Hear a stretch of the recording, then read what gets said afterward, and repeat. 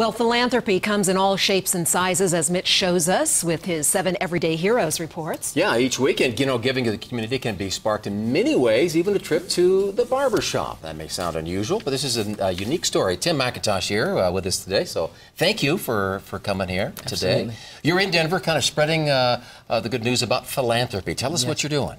Well, the Denver Foundation was kind enough to bring us out, me and my business partner, to share some of our stories of what we've done in the community about in giving and how we've incorporated giving into our business in our barber school.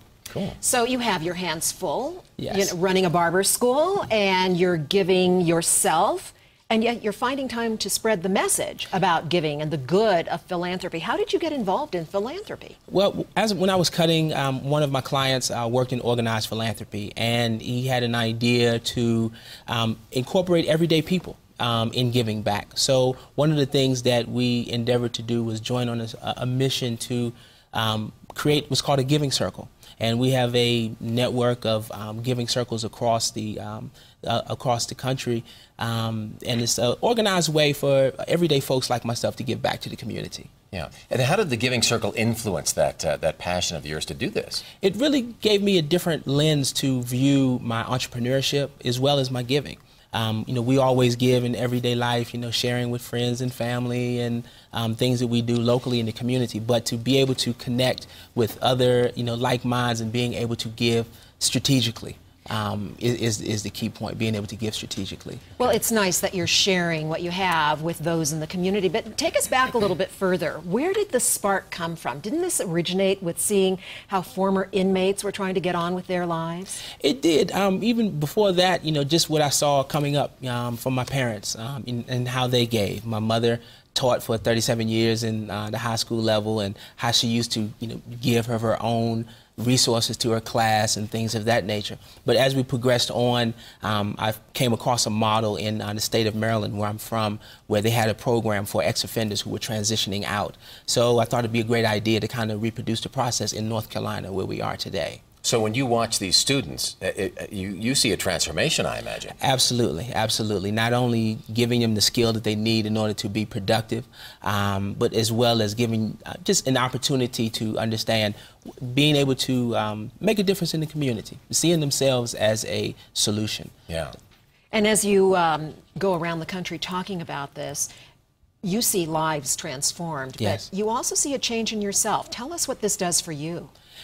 Again, just being able to think about some of the outcomes that I would like to see in my own community, things that, impact me, in terms of education and, folks that are transitioning home from prison, being able to take a lot of the resources and things that I have and being able to direct that in an organized fashion. And, being able to share my story.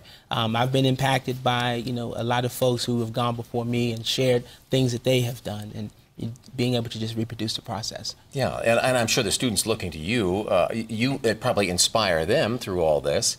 What do you think you've given them to kind of take and carry forward? It's interesting, in giving, I'm always inspired by them. Yeah. And one of the things that we are intentional about doing in our school is integrating different models of giving into the curriculum. And we do a lot of community service activities across each one of our campuses. We have 5 campuses now, and we regularly integrate giving into our curriculum. So it'll be instilled in the students as they transition out and become professionals. The Denver Foundation invited you out here, and then you're going to be back in October. Tell us what that's all about. Yes, I'll be back in October. Looking forward to it. The Community Investment Network is having its annual conference here in Denver. And we're very excited about that, and it's going to be an opportunity to learn, an opportunity to hear best practices. All of our giving circles are coming together, and we bring in industry folks to share best practices and learn how we can even be even more strategic and leverage the resources and learn from each other. Absolutely, yeah. absolutely. Well, we promise it'll be a little cooler in October. Yes, indeed. I think I can go out on that limb. I didn't anticipate this heat. Neither did we. Tim McIntosh, thank you. Thank you so much for having me. So much for sharing with us. Nice to have you here. And if you'd like more information, we do have a link on our website, the Denver Channel. Just click on the red TV.